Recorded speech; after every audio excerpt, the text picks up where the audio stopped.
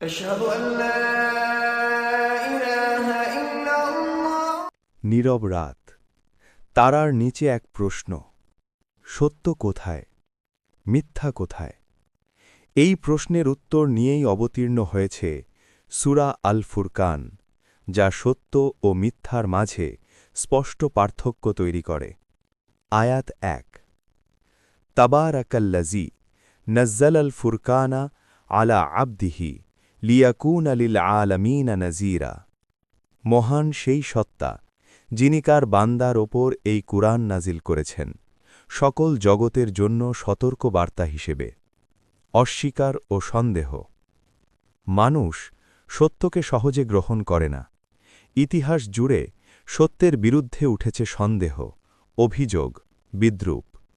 আয়াত ৪, কাফিররা বলে, এটি তো মিথ্যা, যা সে নিজেই বানিয়েছে। তারা বলেছিল, এটা গল্প, এটা মানুষের বানানো কথা। আয়াত ৬, বলুন, এটি নাজিল করেছেন তিনি, যিনি আকাশ ও জমিনের গোপন বিষয় জানেন। কিন্তু সত্য মানুষের সৃষ্টি নয়, এটি আসে সর্বজ্ঞ আল্লাহর কাছ থেকে। রাসূলের প্রতি আপত্তি। তারা প্রশ্ন তুলেছিল, কেন একজন মানুষই রাসূল? আয়াত ৭, এই কেমন রাসূল, যিনি খাবার খান, বাজারে চলাফেরা করেন? তাদের চোখে নবুয়াত মানে ছিল অলৌকিকতা, কিন্তু বাস্তবতা হল রাসূল ছিলেন মানুষের মতোই, যাতে মানুষ তার পথ অনুসরণ করতে পারে। কিয়ামতের অস্বীকার। তারা শুধু কুরআন নয়, অস্বীকার করেছিল কিয়ামতকেও। আয়াত ১১, তারা কিয়ামতকে মিথ্যা বলেছে, আর আমরা প্রস্তুত রেখেছি জাহান্নাম। একদিন এই অস্বীকারই হবে তাদের সবচেয়ে বড় আফসোস। আয়াত ২৭, সেদিন জালিম ব্যক্তি নিজের হাত কামড়াতে থাকবে।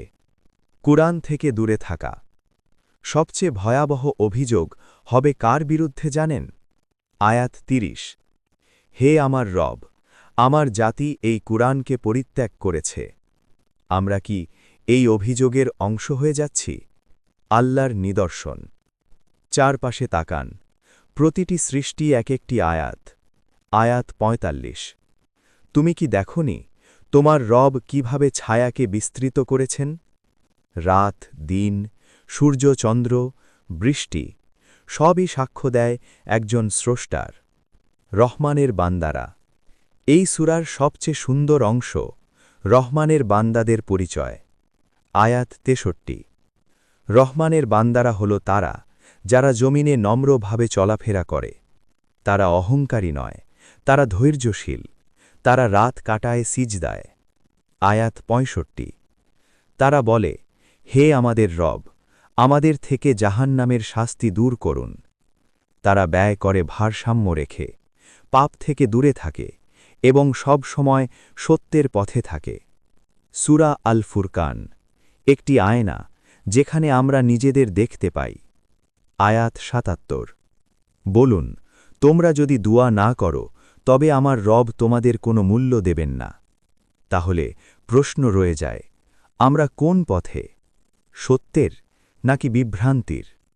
যদি এই ভিডিওটি উপকারী মনে হয়, লাইক, শেয়ার ও সাবস্ক্রাইব করুন, আর কুরআনের আলো ছড়িয়ে দিন।